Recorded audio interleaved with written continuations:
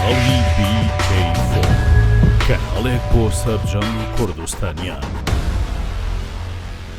بەڵام گرنگی میدیا بەڕاستی ئەمڕۆ لە بەریتانیا لە هەر وڵاتی ئەوروپی بە تایبەتی زۆر گرنگە، چونکە خەڵکەکانەمووی پێکەوە کۆکاتەوە، دەنگەکان ڕەنگەکانەمووی پێکەوە کۆکاتەوە، شکرێ ینی ئەمە گەورە ببێ و ئەم دەنگانە بگەن بە هەموو خەڵک.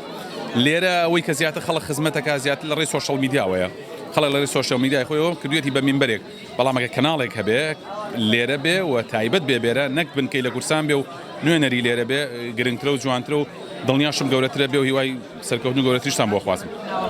هیوادارم پەخشەکەتان کەناڵەکەتان بە کەناڵێکی شێوازی کوردیانە بێ، ئەو زیاتر ئەو کەلتورەی کە ئێمە هەمانە زیندوی بکەنەوە پەرەی پێبەن.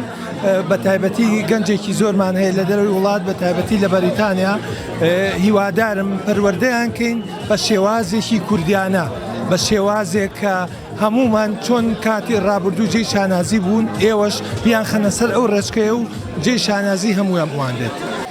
ئێمە لێرە کۆمەلگایەکی پێویستیمان بۆیە کە ڕەنگە جوانەکان لە دەوری یەک کۆکەینوانی و بتوانین بەیەکەوە بژین، ینی فێری یەکترکەین. بووە گرنگە کە میدیاش وەکو هێزی چوارەم لە ناو کۆمەلگادا دەوری خۆی دەبینێ. ئێوەش لە سەرەتادان کە ئومێد دەکەم کە بتوانن دەنگ و ڕەنجی کوردان من لە شانشین یەکگرتو کە وەختی چەندین کەناڵ و تەلەڤیزۆنی جیهانی هەیە لە بەشەکانی تری جیهانەوە پەخشەکرێ. هیوادارم لە کوردستانیشە هەروە لە بەتایبەتی لە بەریتانیا بتوانین کە ئیشێکی وا گەورە ئەنجام بدەین کە لە تاراوگە دەنگی کوردانی دەروی وڵات بێت.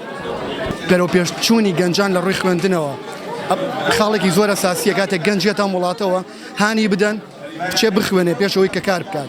چەند ساڵێکی ئەوەڵی بتوانێت زمانێکی باش بۆ خۆی دەستەبەر بخات.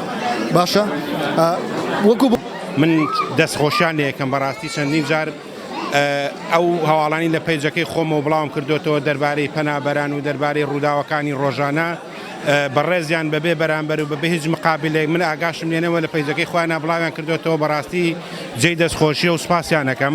کەناڵە بکاتەوە بۆ ئەوەی کە ینی خەڵک شادی پێ ببەخشێ.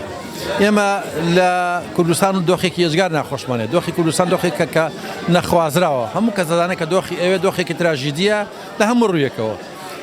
کوردی ئێمە لە هەندرانیش خەریکە پێگا، جاران تەنها کاری جسمیانە، کاری بەدەنیانەکە، ئێستا کاری فکریشەکەن. کورد لە بەریتانیا بە تەواوی پێگەشتووە، کاری ئۆفیسیان هەیە، کاری تریان هەیە، بوونە خاوەن کەسابەتیش لە وڵاتە. بۆیە توانی لە ڕووی مادی و اقتصادیشەوە اعتماد بکرێتە سەر ئەو کوردانی کە لێرە پێگەشتون.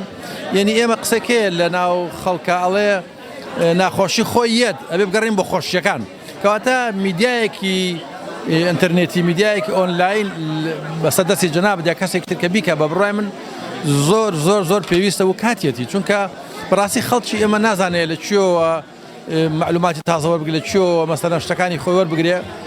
بەڕاستی ئێوە سەربازەونەکانی نیشتیمانن، ئێوە بەبێ بەرامبەر هەمیشە لە خزمەت هاونیشتیمانیانی ئەم وڵاتەیە بوون. خەمی ئێوە ئەوەیە پەیامی هاونیشتیمانیان بگەێنن لە سەرجەم بۆ نەو مناسەبەکانە بە ئامادە بوونتان هەیە. کەناڵی BK4 لە خەمی هەمووان، کۆکەرەوەی کوردان لە تاراوگا بەگشتی لە ئەوروپا و بەریتانیا. کەناڵی BK4.